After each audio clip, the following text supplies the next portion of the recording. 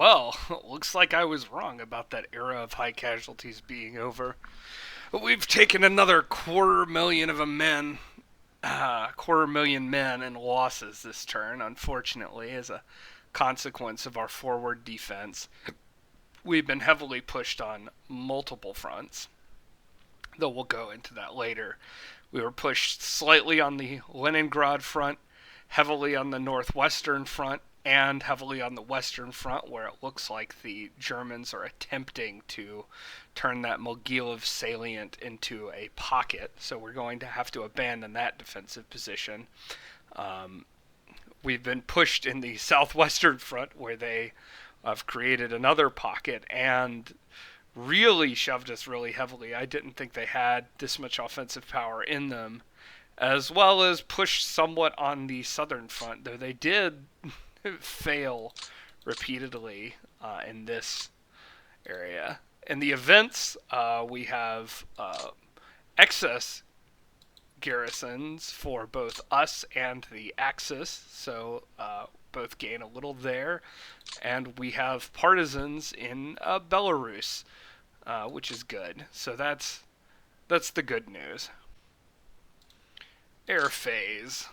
This Baltic Fleet Command needs to retreat. It needs to retreat faster than it's doing. The Leningrad can be set to flex, probably. I hope. Northwestern taken off retreat. What is this? Whatever that is needs to get out of there. And Western is flex and can stay flex. Southwestern is flex and can stay flex. Southern is on retreat and can go to flex. So that'll be good. Do we have any air bases? We have that one, and this one probably also needs to retreat. Yeah, it's on retreat. That's fine. Other than that, geez. We can just go ahead and carry out our air directives. So in the southern front, that line did not last very long. We did have some success holding them here, and it did eventually take 3 attacks and a total of about 50,000 guys to push us off of the one little mountain hill hex over there. But in the south, we're going to have to abandon the positions around Odessa. I think we're still at the point that if I wanted to, I could evacuate Odessa, but I'm going to leave that division there and defend it like I said. Our first river line did not last at all. We're going to have to pull back to the second one, and I'm probably going to have troops start fortifying along the Yuzhny Bug already. That's going to be awful. I'm not going to necessarily deploy these incoming troops to the southern front yet, because the southwestern front is also in very bad shape, so I'm going to sort it out before assigning them. But the southern front, we're going to keep retreating, and we're going to keep on, making lines.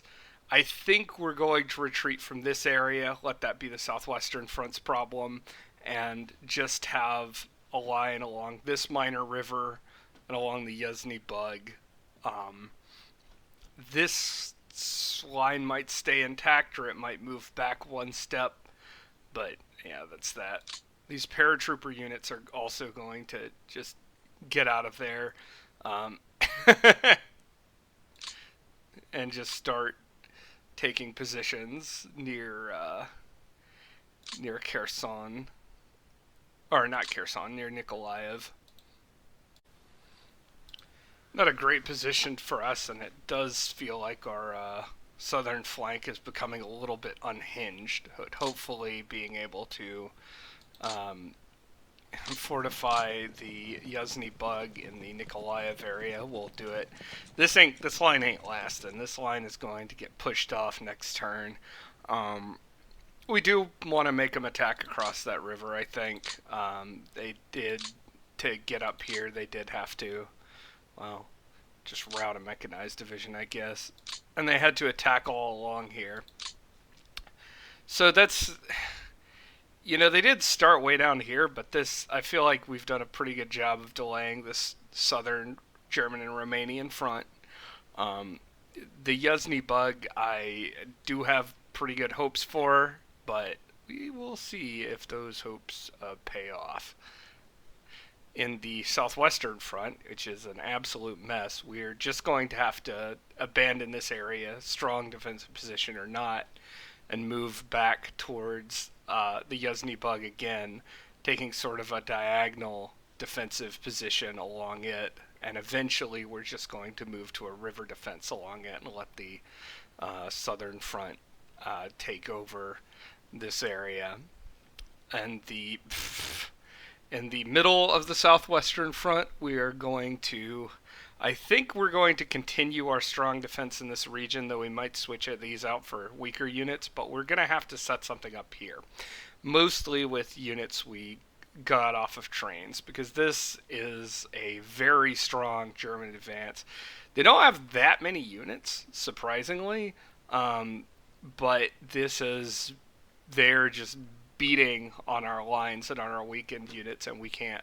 Our weakened units can't handle it. We've got to get new divisions up into the front. We've got to get our weakened units, especially the tank units, some time to refit. We should also probably start getting some actual units into the Kiev area. Here, they did undermine this position so far as to surround multiple divisions, which is terrible, two tanks and an infantry division. However, they're really leaving it not well defended. So I'm going to kind of bring these troops down and start creating havoc in their rear areas with them.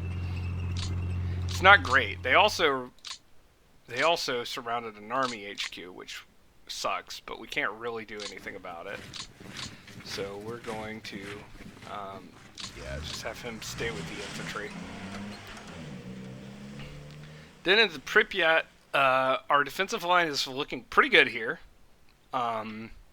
It might start to become unhinged along the flanks, and we may need to start moving some of these units out in order to make better defense around Kiev, especially these cavalry units that are just kind of moving in. They're going to not reinforce this area and reinforce further south instead, but this is going to be probably just a hold in place, or I might even retreat some of these guys a few hexes, but I don't want to give up fortifications if I can avoid it. But we do need to stop this area from being outflanked, as well as setting up our defensive line. We don't have a lot of defensive terrain between this German force and Kiev now, because they fought their way through it this turn.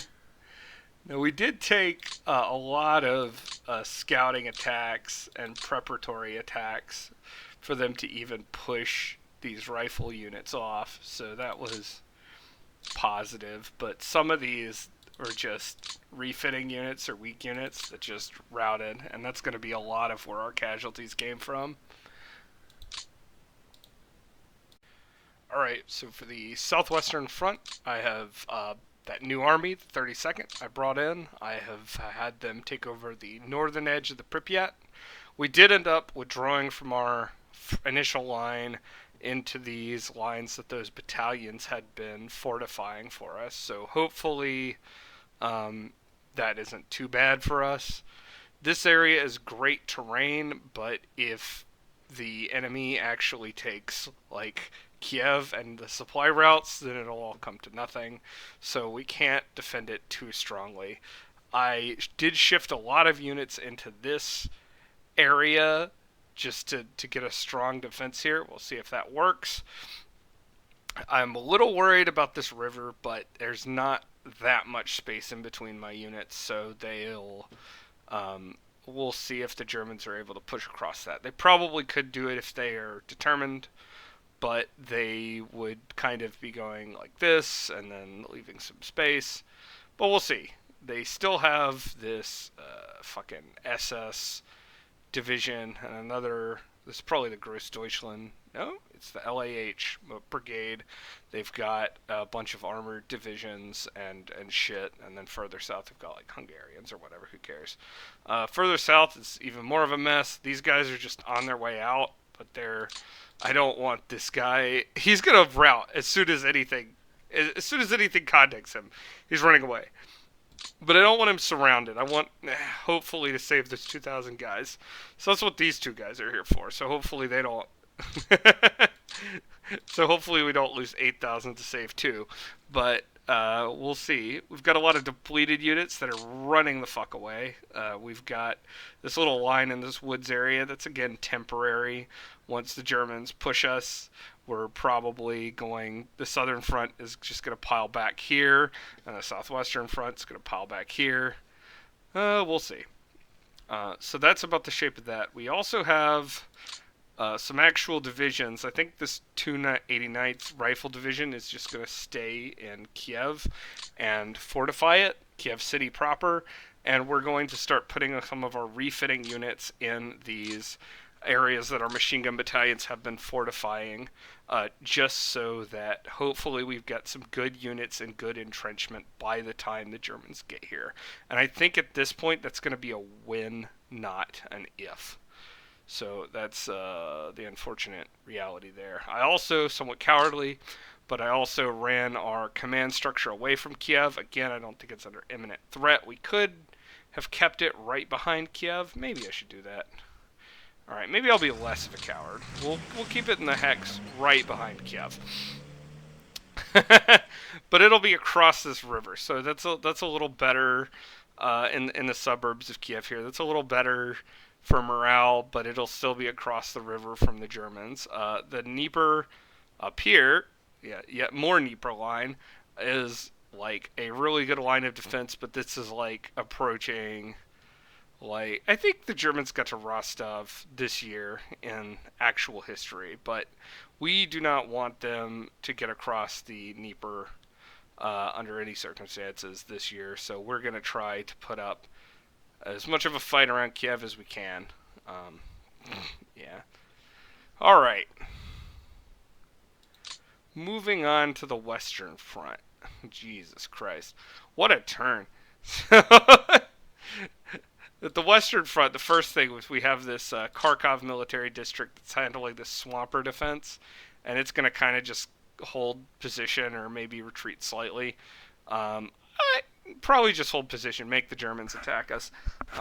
See if, just make them push us off of this logistics line. Then, this is a mess in the Gomel area. We are going to plan to fight very strongly around the Gomel area, but that's going to be subject to, what we can get into position. A lot of these units are in really, really rough shape, so they're going to have to be behind the lines regardless. We did ship in reinforcements, which is excellent, just in time. Unfortunately, our Dnieper line up here, which is the same fucking river all the way up here, good God, has been completely outflanked, but this is not a closed-off pocket. We will be able to withdraw from this pocket. Unfortunately, we're leaving behind a fortified river line, but we're going to go back and maybe leave a few units in here, but mostly get the units. We're going to get this area blocked off, and we're going to get them behind some of these small rivers. It's a little bit of a crisis if they get into some clear terrain here, but not a huge one. They've pushed through the clear terrain near Smolensk. And then in Smolensk, this, which is under the command of the Orel Military District, yes, the Orel Military District, they're just going to hold. And we're probably going to actually move a lot of this area, this central area, into the purview of this reserve front, which is a new front that just got created.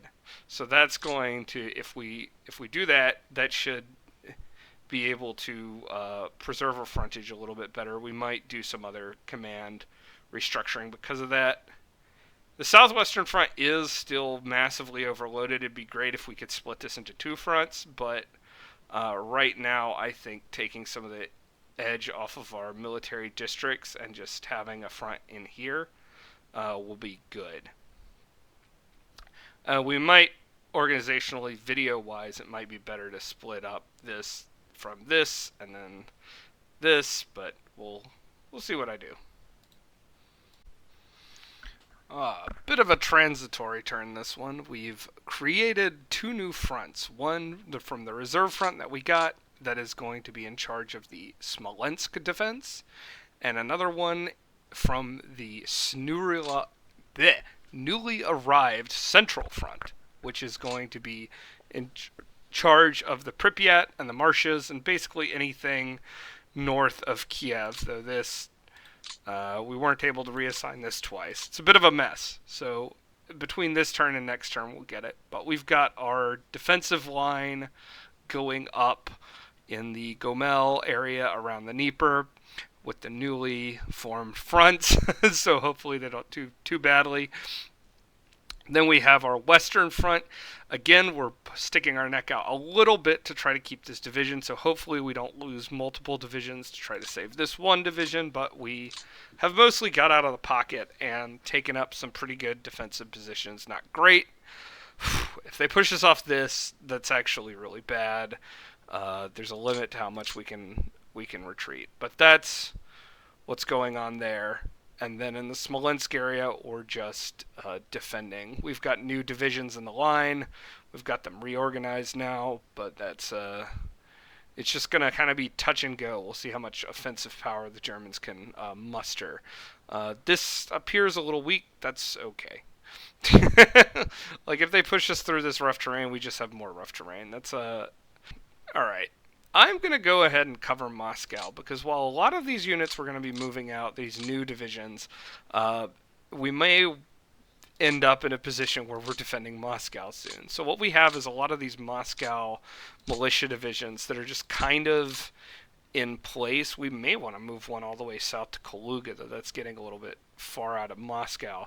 But we've got them in place in the kind of outer ring of cities and towns around Moscow that we're just going to try to just fortify, and just in case the Germans make it all the way up to Moscow, we'll have these militia units ready to defend. We also might leave some of them in the city itself to fortify it, and then just get fortification levels up in Moscow. We really don't want to move like the Moscow military district or Stavka out of the city if we can help it, but if we can't help it, then that's just how it goes. Then we have our Northwestern Front, and that is in a pretty bad shape as well. They did just push us up through this area. So we've got a decision to make. We've got to decide if this defensive line is worth holding or if we want to pull it back. I think it might be. It just is going to depend on what we have to plug this gap, because we really don't want to lose this hex here at Velhiluki. That is where this goes. And this rail line goes through enemy territory already, so if they take it on the south end, which they'll probably do, then this entire line is not going to be in a good supply situation. Up in the north, we're actually doing pretty well, but that's only because the enemy is pushing us towards Leningrad on that front sector. But what we're going to do is we're going to generally hold in place up north, kind of prepare for a counterattack. It's not going to happen anytime soon, but if these tank units, if they just sit here and let these tank units refit, then we actually might have a decent counterattack that can get going. We'll probably switch out some of the weaker units for some of the stronger units possibly, but we'll also probably just sit on these river lines in reserve, because this is the area, again, it's a rail link that if they push us back from here, it's a lot worse than if they push us back from here. This is just a line of guys in the woods that can retreat through several river lines, so it's kind of okay. We may want to get some of these guys, like that's a NKVD motor rifle regiment that's pretty strong. We probably want to get it and a couple other strong units into this hex to stop the Germans. And a lot of these units are just like, Jesus, they're at 0 combat value, basically. 3,000 guys on refit. They just need to run. They just need to run away. Retreat, reposition, reorganize. The early war Soviet mantra. We've put actually a really strong defense on Velhy-Luki. We've withdrawn from this southern area, which isn't great, but it is what it is. Got to give up some ground somewhere in order to keep this mountainous region active. There's not strong units here, but that's okay. They're decent enough. If the enemy pushes us off here, they'll all have to retreat into the Kalinin region anyway, which, again, not what we want. We really want, if we can preserve this, see, there's not many hexes between here and Pskov, so if we actually can preserve this, then when it comes time for a counteroffensive, we can attack from this through mostly clear terrain and then end up cutting off enemy troops that are in the sort of Leningrad area, or at least threatening their supply.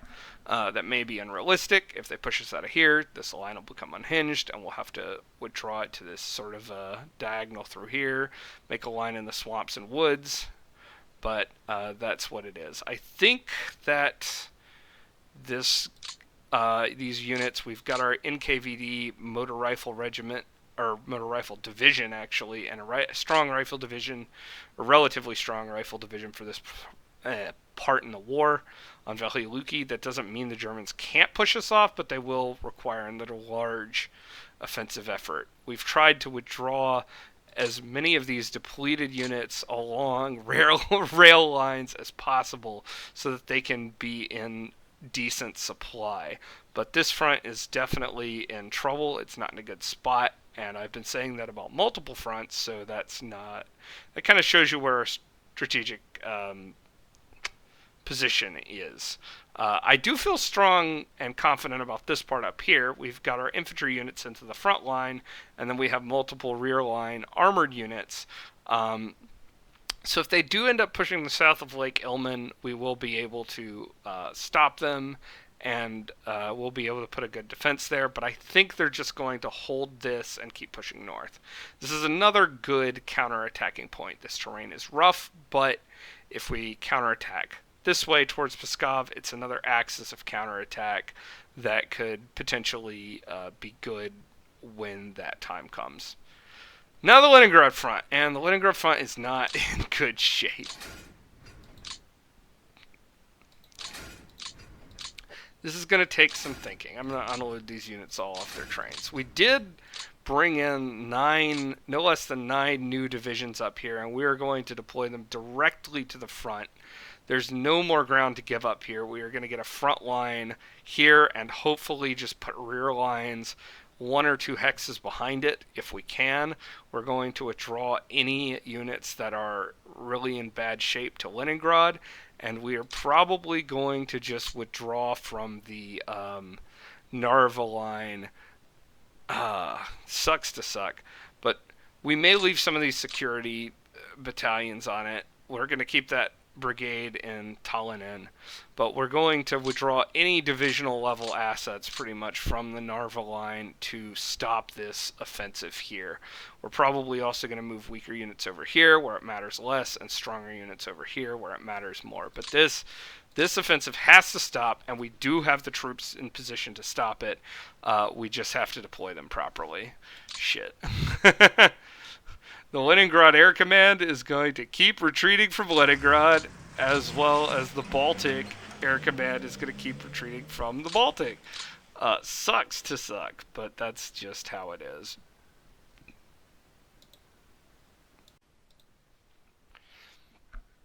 Alright, so we've put together a fairly strong defensive line here, but you know what? I'm going to move this guy here. But hopefully they don't move further north to cut us off. They could, though. We've kept the Narva line because these guys are just border guard regiments, so if they go, it doesn't matter. We've got 2 brigades, a division, and a regiment here. They can retreat. It's fine. Um, my one worry is we don't have a lot of troops fortifying Leningrad, so if the Germans do push to it, it might actually fall on the march instead of being besieged. But I think right now the most important thing is to stop them from cutting it off, as was the case historically. And we can get more troops back there if we need to. We'll also need probably reinforcements in this area, but again, it's a recurring theme, so who gets them? Question mark. However, we do have a double line, pretty much almost a triple line, so any attacks through this area are going to be through good units in rough terrain that have units behind them, so that should grind the German advance to a halt. They have some amazingly strong units up here. They have motorized rifle divisions, this really strong motorized rifle division. This is looks like most of an infantry division, but it's got more combat power than anything fucking else in the area. This is a whole infantry division that's got a shitload of combat power, and even some of these divisional like regiments have high combat power compared to our guys. So that kind of sucks. And more guys marching through Estonia. Abandoning Estonia was pretty good, unironically. Uh, don't tell any Estonians I said that. But we have Tallinn has reasonable fortifications. This guy has much more combat power than the brigade should.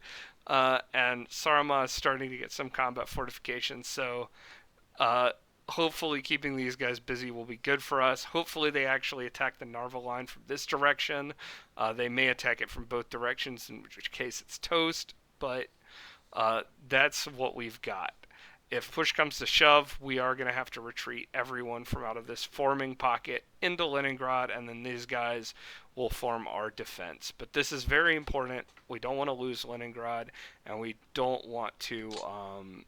we don't have a fortress here yet. I'm going to move the Leningrad Front to this hex. But if push comes to shove, we will fortify the city, as was historical, fortify along the river and Schleiselberg, but we really don't want it to come to that. So, reserves, I'm not going to do a planning phase. I'm just going to go over what we've done. We've railed in a couple of units into the Leningrad region. Not much. It's just a trickle of reserves at this point. Most of our guys were deployed in previous turns. We're moving another division here, and another division plus some division we had that arrived far to the rear towards the central front. We're finally giving the southern front another division's worth of reinforcements, and we're moving more reinforcements into the Kiev area.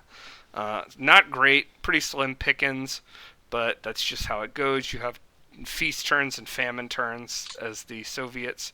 We got a little bit more, just a few more cavalry units really from our strategic reserve that are headed to the map now, and a lot of beat up units that are refitting. You go to the map too. So these are the ones that will arrive next turn. We do have this good mechanized unit, but it's just going to be a trickle of reserves per turn for a little bit. So we're going to have to learn to hold the line with what we have. I'm going to let the AI manage the depots.